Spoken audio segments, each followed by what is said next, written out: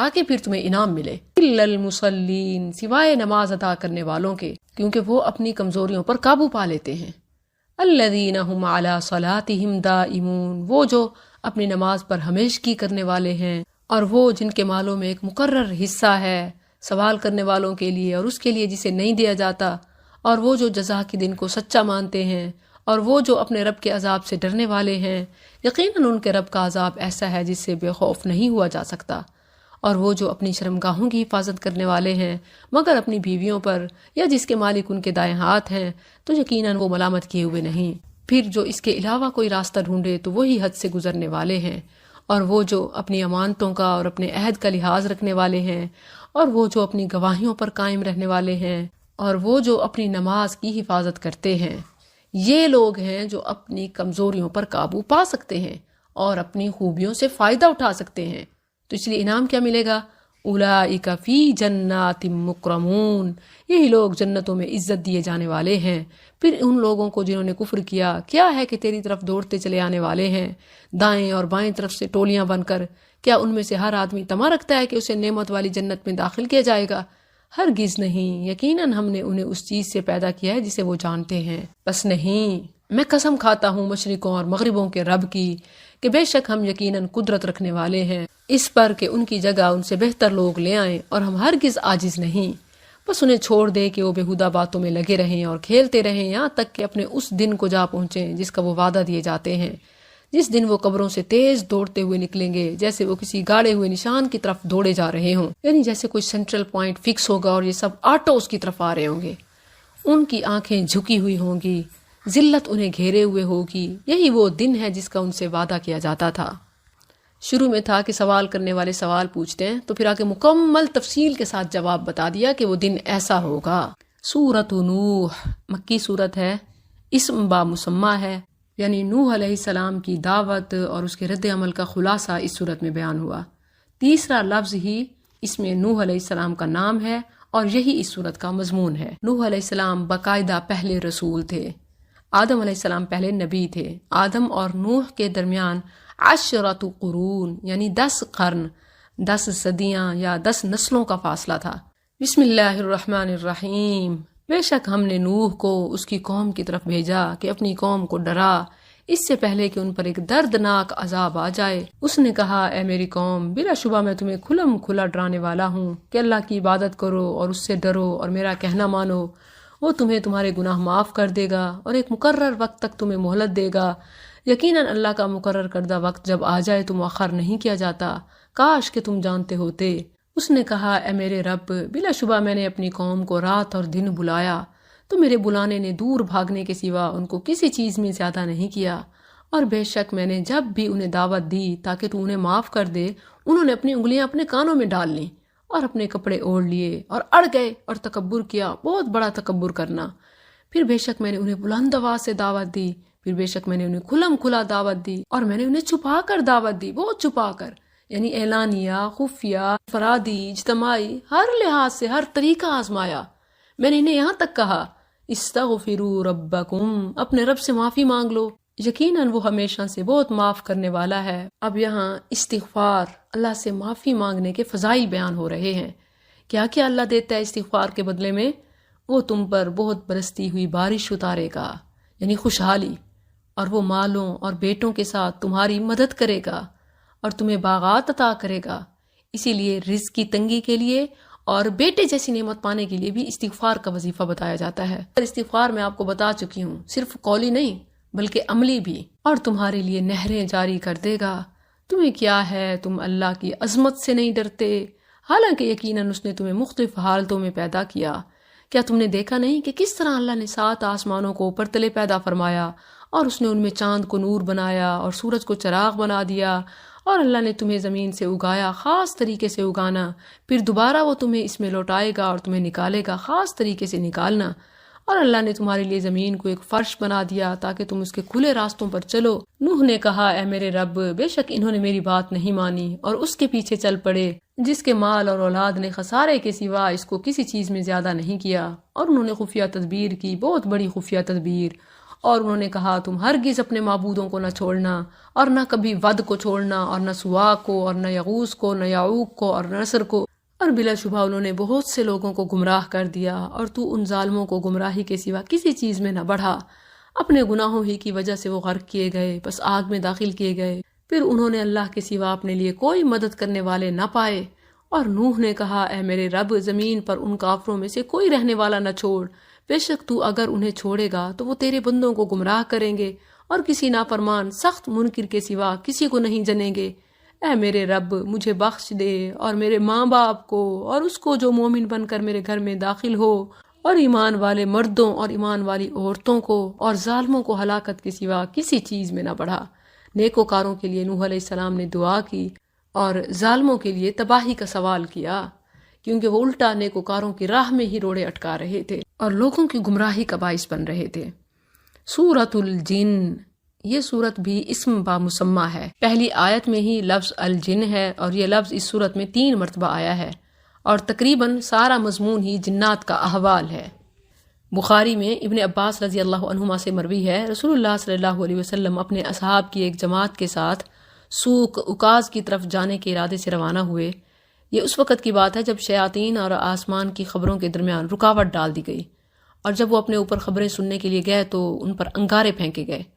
وہ شیطان جب آسمان سے خبریں نہ سن سکے اور اپنی قوم کی طرف واپس آئے تو انہوں نے پوچھا کیا معاملہ ہے؟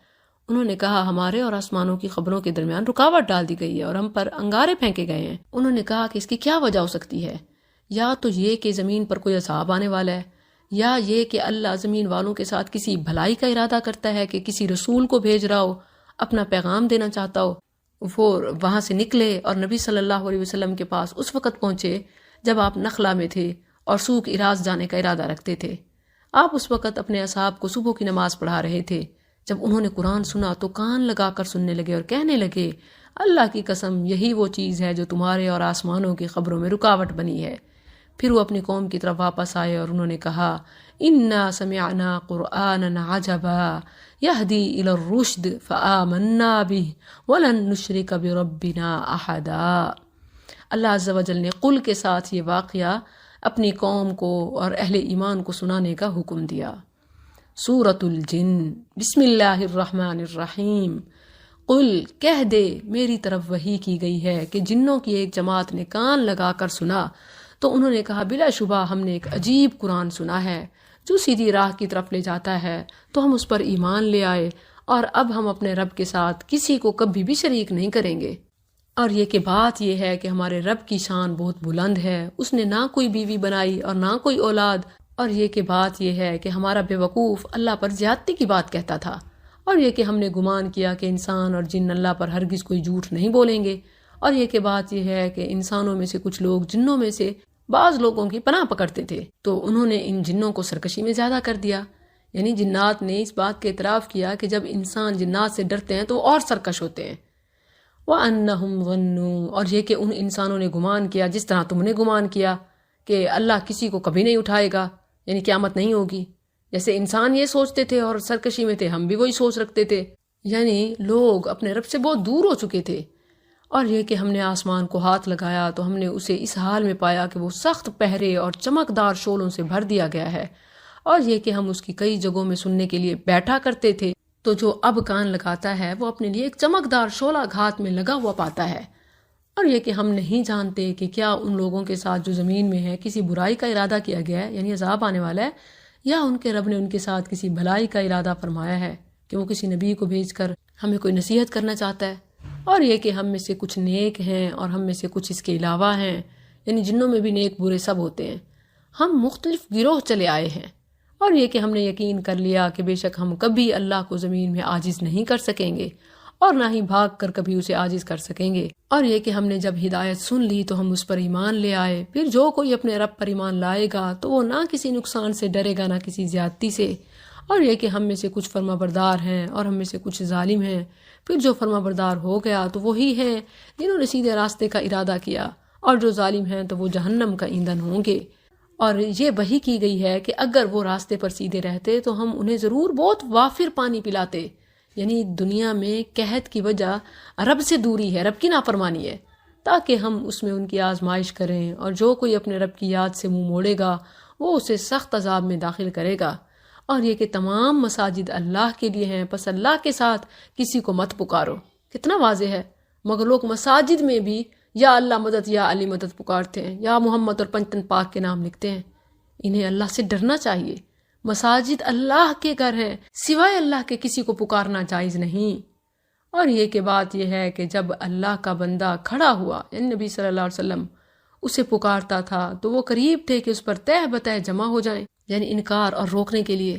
کہہ دے میں تو صرف اپنے رب کو پکارتا ہوں اور میں اس کے ساتھ کسی کو شریک نہیں کرتا۔ کہہ دے بلا شبہ میں تمہارے لیے نہ کوئی نقصان پہنچانے کا اختیار رکھتا ہوں اور نہ کسی بھلائی کا۔ کہہ دے یقیناً مجھے اللہ سے کوئی بھی پناہ نہیں دے گا اور میں اس کے سوا کبھی پناہ کی کوئی جگہ نہیں پاؤں گا، مگر میں تو صرف اللہ کے احکام پہنچانے اور اس کے پیغامات کا اختیار رکھتا ہوں۔ اور جو اللہ اور اس کے رسول کی نافرمانی کرے گا تو یقیناً اسی کے لیے جہنم کی آگ ہے، ہمیشہ اس میں رہنے والے ہیں، ہمیشہ۔ یہ اسی طرح غفلت میں رہیں گے یہاں تک کہ جب وہ چیز دیکھ لیں گے جس کا ان سے وعدہ کیا جاتا ہے تو ضرور جان لیں گے کہ کون ہے جو مددگار کے اعتبار سے زیادہ کمزور ہے اور جو تعداد میں زیادہ کم ہے۔ یعنی جو مسلمانوں کو کمزوری اور افرادی کمی کا طعنہ دیتے ہیں، پتہ چل جائے گا آخرت میں قوت کس کی ہے۔ کہہ دے میں نہیں جانتا آیا وہ چیز قریب ہے جس کا تم سے وعدہ کیا جاتا ہے، یا میرا رب اس کے لیے کچھ مدت رکھے گا۔ وہ غیب کو جاننے والا ہے، پس اپنے غیب پر کسی کو مطلع نہیں کرتا مگر کوئی رسول جسے وہ پسند کر لے تو اتنی بات بتاتا ہے جتنی ضروری سمجھتا ہے، تو بے شک وہ اس کے آگے اور اس کے پیچھے پہرے لگا دیتا ہے تاکہ جان لے کہ انہوں نے واقعی اپنے رب کے پیغامات پہنچا دیے ہیں، اور اس نے ان تمام چیزوں کا احاطہ کر رکھا ہے جو ان کے پاس ہیں، اور ہر چیز کو گن کر شمار کر رکھا ہے۔ یعنی صرف اندازے نہیں، مکمل کیلکولیشن ہے، حساب بالکل درست ہونا ہے۔ سورۃ المزمل، اس کا نام اس کی پہلی آیت کا دوسرا لفظ ہے، مکی صورت ہے۔ المزمل نبی صلی اللہ علیہ وسلم کا توصیفی نام ہے، جس کی وجہ یہ ہے کہ ایک رات آپ کپڑا اوڑھ کر آرام فرما رہے تھے کہ اللہ نے سورہ مزمل کی ابتدائی آیات نازل فرمائیں، اے نبی ساری رات سونے کے بجائے رات کے کچھ حصے میں تہجد کی نماز پڑھا کرو اور اس میں ٹھہر ٹھہر کر قرآن کی تلاوت کیا کرو۔ رات کے وقت اٹھنا اور قرآن کی تلاوت کرنا بے شک بھاری کام ہے، لیکن یہ اپنے آپ پر ضبط پیدا کرنے اور قرآن پڑھنے کے لیے نہایت موزوں وقت ہے، اور دعوتی راستے میں بھی استقامت اور ثابت قدمی کا ذریعہ ہے۔ بسم اللہ الرحمن الرحیم، یا ایھا المزمل، اے کپڑے میں لپٹنے والے، رات کو قیام کر مگر تھوڑا، آدھی رات قیام کر یا اس سے تھوڑا سا کم کر لے یا اس سے زیادہ کر لے، اور قرآن کو خوب ٹھہر ٹھہر کر پڑھ، یقیناً ہم ضرور تجھ پر ایک بھاری کلام نازل کریں گے۔ بلا شبہ رات کو اٹھنا نفس کو کچلنے میں زیادہ سخت اور بات کرنے میں زیادہ درستی والا ہے۔ بلا شبہ تیرے لیے دن میں ایک لمبا کام ہے، اور اپنے رب کا نام ذکر کر اور ہر طرف سے منقطع ہو کر اسی کی طرف متوجہ ہو جا۔ مشرق و مغرب کا رب ہے، اس کے سوا کوئی